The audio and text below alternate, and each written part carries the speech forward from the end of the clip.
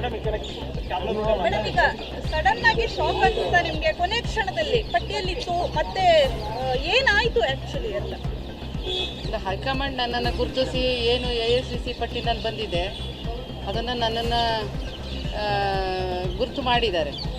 ಅದು ಸ್ವಲ್ಪ ದಿವಸ ಒಂದು 4-5 ದಿವಸ ತಾತ್ಕಾಲಿಕವಾಗಿ ಮುಂದೂಡಿದ್ದಾರೆ. ಅದಕ್ಕೆ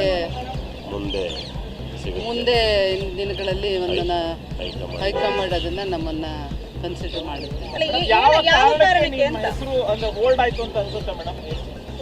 ನನಗೇನು ಹೇಳಲ್ಲ, ನಾನು ಯಾವುದಕ್ಕೂ ರಿಯಾಕ್ಟ್ ಮಾಡಲ್ಲ. ಇಲ್ಲ, ನಾನು ಯಾವುದಕ್ಕೂ ರಿಯಾಕ್ಟ್ ಮಾಡಲ್ಲ.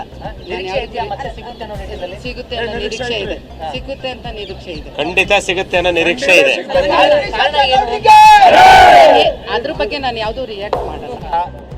ಇವತ್ತು ನಮ್ಮ ಸರ್ಕಾರ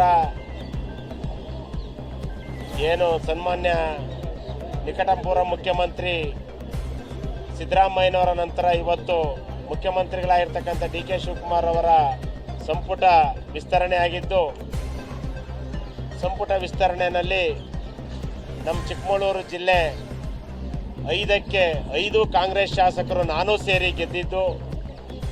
ನಮ್ಮೆಲ್ಲರ ಆಸೆ ಇತ್ತು ನಮ್ಮ ಪಕ್ಷದಲ್ಲಿ ಹಿರಿಯ ನಾಯಕಿಯಾಗಿರ್ತಕ್ಕಂಥ ಶ್ರೀಮತಿ ಗಾಯತ್ರಿ ಶಾಂತೇಗೌಡರವರು ಮಂತ್ರಿ ಆಗ್ತಾರೆ ಅನ್ನೋ ಒಂದು ಆಸೆ ಇತ್ತು.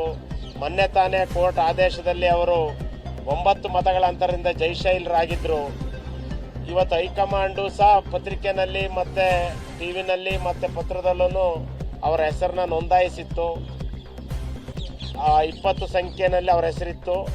ಕಡೆಯ ಗಳಿಗೆನಲ್ಲಿ ಇವತ್ತು ಕೇವಲ 19 ಜನರು ಮಾತ್ರ ಸಂಪುಟ ವಿಸ್ತರಣೆಯಲ್ಲಿ ಪ್ರಮಾಣ ವಚನ ಸ್ವೀಕರಿಸಿದ್ದಾರೆ. ಇವತ್ತು ಇಡೀ ನಮ್ಮ ಚಿಕ್ಕಮಗಳೂರು ವಿಧಾನಸಭಾ ಕ್ಷೇತ್ರದ ಇಡೀ ಎಲ್ಲ ಪ್ರಮುಖ ಕಾರ್ಯಕರ್ತರು ಇವತ್ತು ನಾವು ನಮ್ಮ ಗಾಯತ್ರಕ್ಕ ಮಂತ್ರಿ ಆಗ್ತಾರೆ ಅನ್ನೋ ಒಂದು ಅಭಿಮಾನದಿಂದ, ಶಾಸಕನಾದ ನಾನು ಸೇರಿ ಎಲ್ಲರೂ ಅಭಿಮಾನದಿಂದ ಬಂದಿದ್ವಿ. ಆದರೆ ನಮ್ಮೆಲ್ಲರಿಗೂ ನಿರಾಸೆ ಆಯಿತು. ಆದರೆ ನಮಗೆ ಖಂಡಿತ ನಮ್ಮ ಪಕ್ಷದ ನಿಕಟಪೂರ್ವ ಮುಖ್ಯಮಂತ್ರಿ ಸಿದ್ದರಾಮಯ್ಯನವರು, ಮುಖ್ಯಮಂತ್ರಿ DK ಶಿವಕುಮಾರ್ ಅವರು ಮತ್ತು ಪಕ್ಷದ ದೆಹಲಿಯ ರಾಷ್ಟ್ರೀಯ ಅಧ್ಯಕ್ಷರಾದ ಮಲ್ಲಿಕಾರ್ಜುನ್ ಖರ್ಗೆ ಅವರು, ನಮ್ಮ ನಾಯಕರಾಗಿರ್ತಕ್ಕಂಥ ರಾಹುಲ್ ಗಾಂಧಿ ಅವರ ಮೇಲೆ ಖಂಡಿತ ನಂಬಿಕೆ ಇದೆ. ಇನ್ನೊಂದು ಸ್ಥಾನ ಉಳಿಸಿರೋದನ್ನಾದ್ರೂ ಒಂದು ಮಹಿಳಾ ಕೋಟದಲ್ಲಿ ನಮ್ಮ ಚಿಕ್ಕಮಗಳೂರು ಜಿಲ್ಲೆ 5ಕ್ಕೆ 5 ಗೆದ್ದಿರೋದು ನಮ್ಮ ಜಿಲ್ಲೆಗೂ ಅವಕಾಶ ಕೊಟ್ಟಂಗೆ ಆಗ್ತದೆ.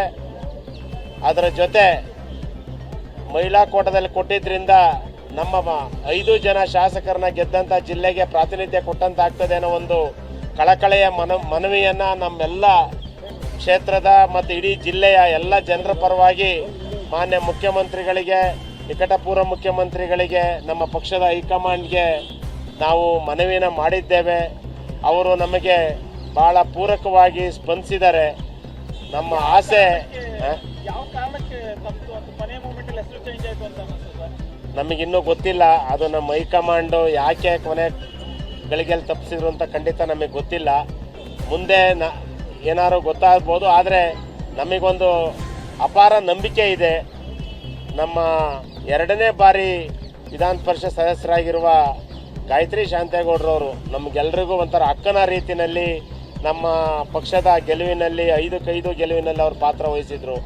ಹಾಗಾಗಿ ಅವ್ರಿಗೆ ಖಂಡಿತ ಮುಂದಿನ ಎಕ್ಸ್ಪೆನ್ಷನ್ನಲ್ಲಿ ಸಿಗುತ್ತೆ ಅನ್ನೋ ನಂಬಿಕೆ ನಮಗಿದೆ.